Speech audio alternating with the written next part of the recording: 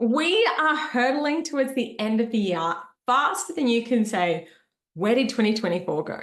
In today's episode of the podcast, I'm going to talk to you about something super exciting, which is the proven method for hitting all of your goals in 2025. Now, I know this sounds like a big promise, right? But stick with me because I'm going to share some of the best practices I use with my clients and myself to set clear, realistic goals and actually achieve them.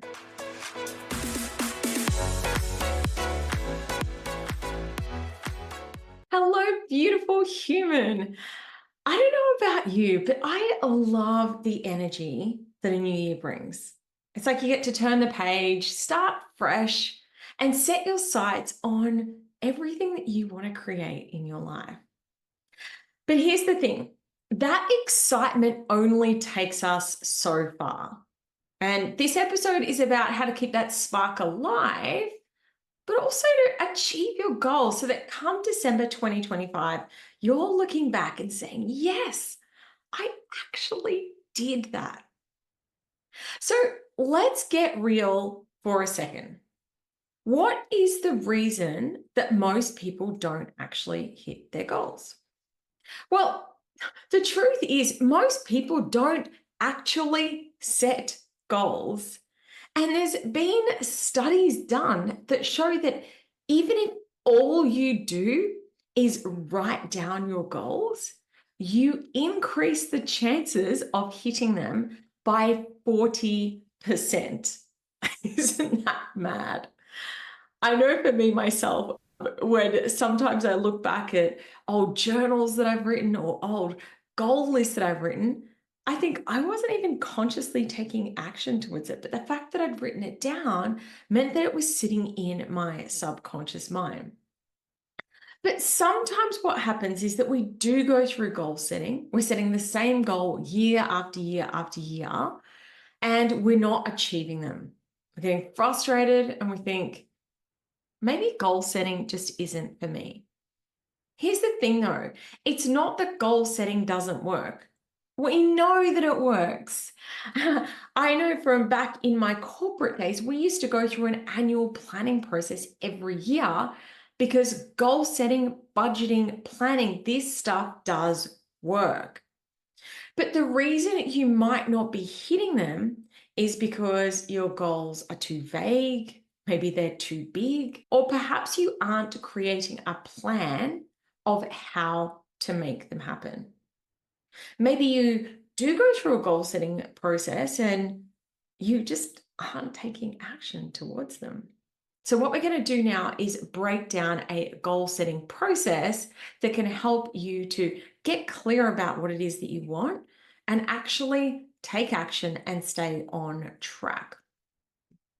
So the first step in the process that I always take is setting the vision board.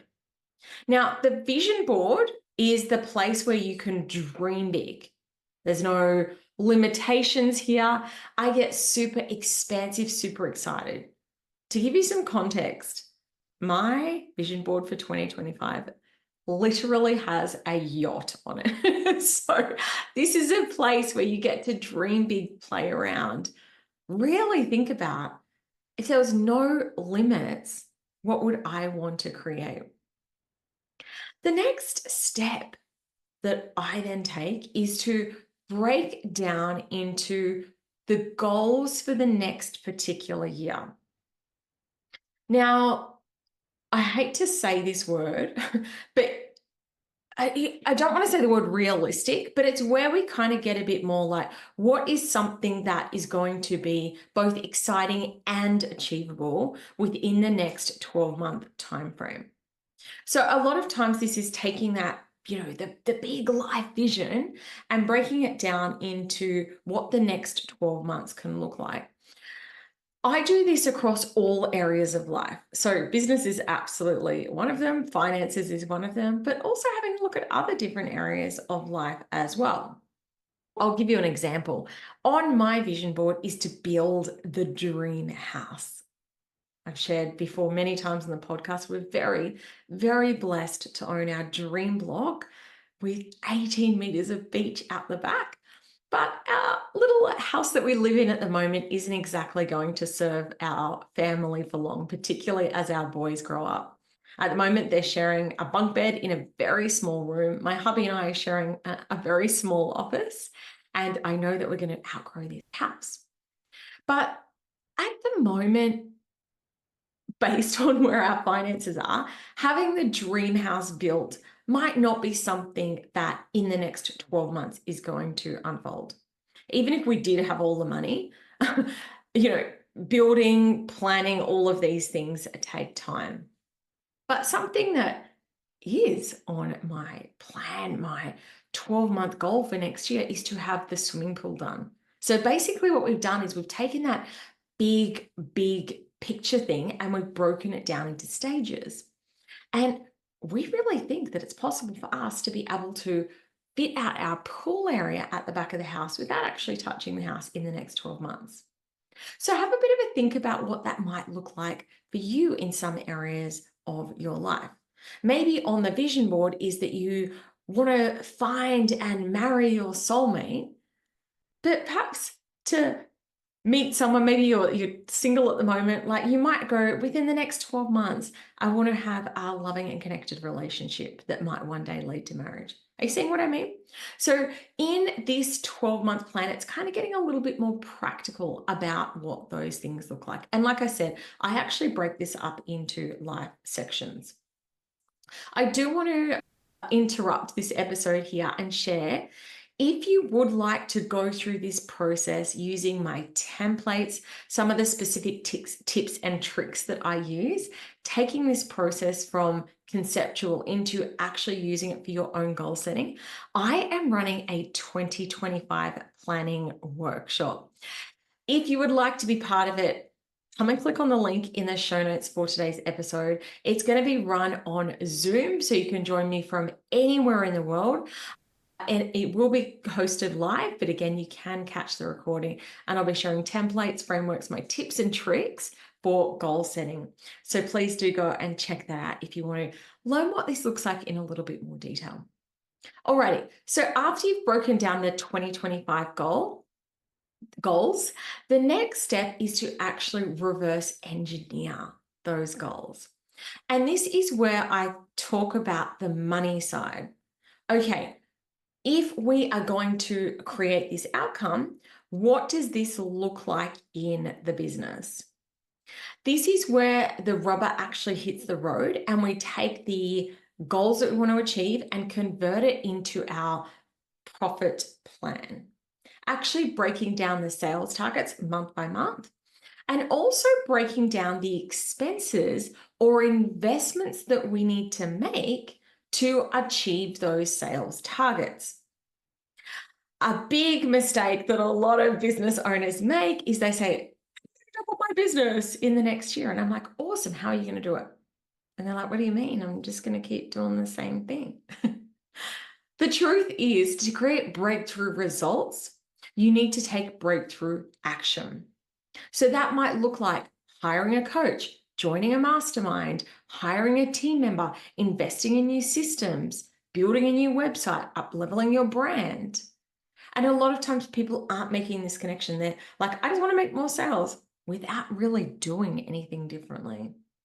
And I hate to be the bearer of bad news, but unfortunately, it usually doesn't work like that. So this part of the process is where we break it down. We have a look and say, okay, I want to be hitting this much money. I need to make that much to achieve that goal. For example, for us to put the swimming pool in, it's probably going to be about 150,000. So if we need that much money for that, what does that look like in after-tax dollars? After, of course, we've paid all of our other household expenses. What do we need to be earning in each of our businesses to make that goal happen? There might also be non-financial goals that we need to build into here. So one of your goals might be, I want to only work 3 days a week. And again, how does that then tie back to your sales plan and your investments? You might need to hire additional help to make that happen. You might need to think about what the impact will be on your sales if you were working less than you were before. But what we're doing in this step is we're solidifying those goals into a plan. And I really think doing a month by month plan is a really effective way to do that. I know that this process works because I have done this with many clients of mine over the years. And a lot of times we see why their growth has fallen down in the past. They start growing and then the business crumbles because they didn't have the support behind them, whether that's the support of a coach or a mentor or the support of actual team members to get in and help them do the work. But this process is very powerful in the creation of outcomes. The next phase of your goal setting is, of course, the power of consistency and accountability. Again, a big mistake that people make is they come through, they set their budget, I've got my plan, and they never look at it again. How are you actually staying on track? Are you sitting down and tracking your actual performance against your plan each month? Do you have someone who's saying to you, hey, you said you were going to start showing up more regularly on social media and you're not doing it? Have you got someone keeping you accountable? Accountability can look different for everyone. It might be that you are accountable to your partner, but some people do really well with a coach. Hello.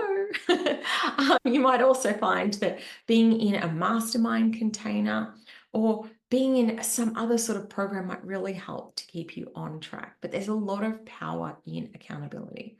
And this is why I love to do my regular check-ins with my clients. Hey, you said you were going to do this thing. How you going? And of course, we're also celebrating wins and adjusting as needed, which leads me to the last thing that you need to bear in mind is having the ability to be flexible when it comes to your plans. Yes, we are going to create this month by month broken down plan, but life happens. And sometimes we don't always get to where we want to be. You might hit a goal that you wanted to get to 20,000 by March and you're only on track for 15. But that's okay. This is the thing, we need to be flexible with our plans. And flexibility doesn't mean that you give up on your goals. It just means that you're willing to adjust. And if something isn't working, we take a step back and ask why.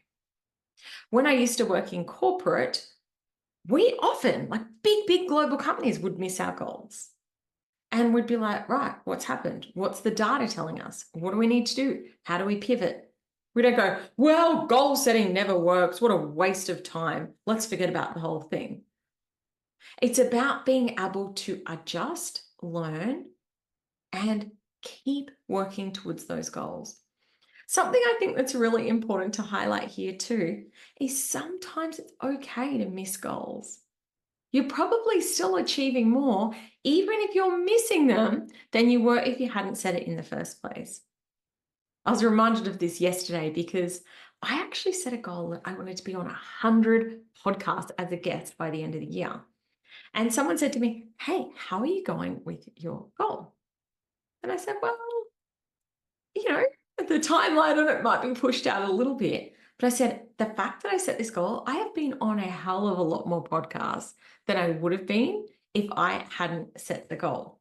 So see what I mean? Even though I'm not quite on track to hit the 100. In fact, I'll probably miss it by quite a bit. I've been on a hell of a lot more podcasts than I would have been if I hadn't put that intention or that goal out there in the first place. And I'm still celebrating the crap out of that. All right, my loves, this brings us to the end of the episode. Let's just do a quick recap. The best way to hit your 2025 goals is to actually have some. I like to start with a vision board, break it down into the 12-month plan, and then break it down into a month-by-month framework of how to actually create those annual goals. If you do want my help with this process, I'd love to invite you to come along to my 2025 planning workshop. It's being held online, so there's no excuses. I would love for you to join me there. Again, click on the link in the show notes for today's episode to find out more.